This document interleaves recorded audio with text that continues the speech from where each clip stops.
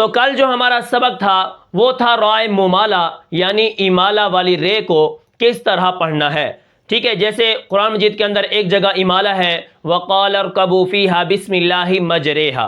ٹھیک ہے، کل میں نے آپ کو اس کی وضاحت بتائی تھی کہ اس را کو ہمیشہ ہم کیا کریں گے، باریک پڑھیں گے، اور یہ ہر قرات کے اندر باریک پڑھی جاتی ہے. ٹھیک ہے، اب یہاں پر دیکھیں جو قاعدہ نمبر 5 ہے وہ ہے رائے مرامہ، یعنی وہ را جو وقف کے اندر ہوتی ہے جس کے اوپر وقف بالروم کیا جاتا ہے. ٹھیک ہے، تو چلیے دیکھتے ہیں وقف بالروم کسے کہتے ہیں. اب یہاں پر دیکھیں جو را وقف کے سبب ساکن ہو تو ظاہر بات ہے اس کے اندر قاعدہ نمبر 2 بھی ہوگا، قاعدہ نمبر 3 بھی ہوگا. ٹھیک ہے، مثال کے طور پر قاعدہ نمبر 2 کے اندر ہم نے یہ پڑھا تھا را ساکن ہوگی تو پیچھے والے حرف کے اوپر زبر یا پیش ہو تو وہ را موٹی ہوگی، اگر زیر آ جائے تو وہ را باریک ہوگی. جیسے یہاں پر دیکھیں الہاکم التکاثر. ٹھیک ہے، سر سا کے اوپر پیش ہے، را ساکن ہوئی تو یہ را موٹی ہوگی. اسی طرح مقابر. ٹھیک ہے، اب یہ را کیا ہوگی، یہ را باریک ہوگی. ٹھیک ہے، را ساکن پیچھے کیا آ گئی، زیر آ گئی. اسی طرح مستقر، اب یہ را بھی کیا ہوگی، باریک ہوگی کیونکہ پیچھے زیر آ گئی. اگر زبر آ جائے تب کیا ہوگی، را موٹی ہوگی. اگر زیر آ جائے را باریک ہوگی. اگر پیش آ جائے تب بھی را کیا ہوگی، موٹی ہوگی. یہ قاعدہ نمبر 2 تھا. اب یہاں پر دیکھیں قاعدہ نمبر 3 کے اندر، اب یہاں پر وہ فرماتے ہیں وقف کے اندر قاعدہ نمبر 3 بھی ہوتا ہے، یعنی را ساکن ہے اس سے پہلے والا حرف بھی ساکن ہے. جیسے القدر بکم العسر کے اندر ہم نے قاعدہ نمبر 3 کے اندر وہ مثالیں بھی پڑھی تھی. جیسے لیلۃ القدر، را ساکن ہے اس سے پیچھے والا حرف دال بھی ساکن ہے. پھر ہم اس سے پیچھے والے حرف کو دیکھیں گے، اگر زبر یا پیش آ جائے تو ہم اس را کو موٹا کر کے پڑھیں گے، اور اگر اسی طرح زیر آ جائے تو ہم اس را کو باریک کر کے پڑھیں گے. تو یہ قاعدہ نمبر 3 کے اندر ہے. ٹھیک ہے، ٹھیک ہے، یہ طریقہ عام ہے. وہ کیا فرماتے ہیں کہ را ساکن ہو اس سے پہلے والا حرف بھی ساکن ہو اور پھر ہم اس کے اوپر وقف کریں گے، تو یہ طریقہ کیا ہے، عام ہے.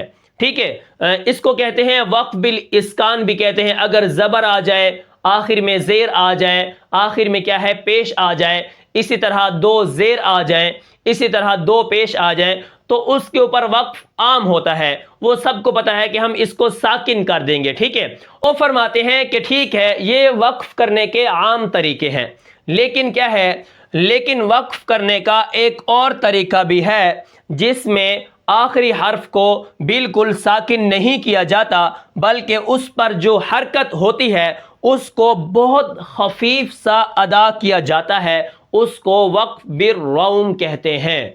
ٹھیک ہے، یہ دوسرا طریقہ ہے وقف بالروم، یعنی حرف کو ساکن نہیں کریں گے، اس کے اوپر جو حرکت ہوتی ہے اس کو تھوڑا سا خفیف سا جو ساتھ بیٹھا ہوتا ہے وہ سن سکے. ٹھیک ہے، اس کو وقف بالروم کہتے ہیں اور یہ زیر اور پیش کے اندر ہوتا ہے. ٹھیک ہے، اب یہاں پر اب مثالیں میں آپ کو دیتا ہوں.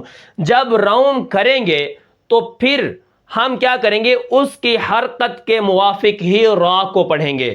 ٹھیک ہے، اب یہاں پر اصل جو مقصد ہے سبق کا وہ فرماتے ہیں جب آپ وقف بالروم کریں گے تو پھر آپ نے کیا کرنا ہے، اس حرف کی حرکت کو دیکھ کر اس را کو پر اور باریک پڑھنا ہے. اب مثال کے طور پر آپ دیکھیں والفجر، والفجر، تھوڑی سی آواز ری ری.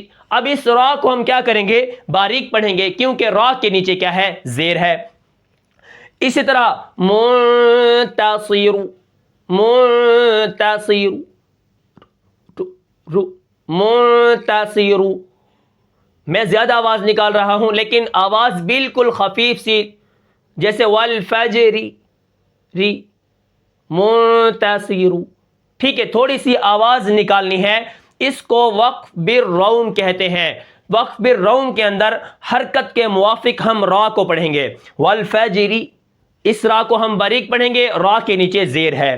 اسی طرح منتصر، اس کو ہم موٹا پڑھیں گے کیونکہ را کے اوپر 2 پیش ہیں یا کیا ہے، پیش ہم نے پڑھنی ہے. تو پھر ہم کیا کریں گے، تو اس کو ہم کیا کریں گے، را کو موٹا کر کے پڑھیں گے.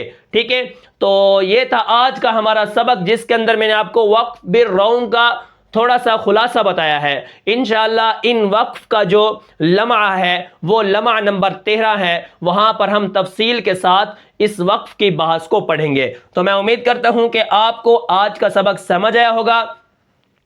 اس سبق کا ہمارا جو مقصد تھا وہ یہ تھا کہ وقف بالروم جو ہے اس کے اندر حرکت کو ساکن نہیں کیا جاتا، آخری حرف کی جو حرکت ہوتی ہے اس کو تھوڑا سا ادا کیا جاتا ہے خفیف سا۔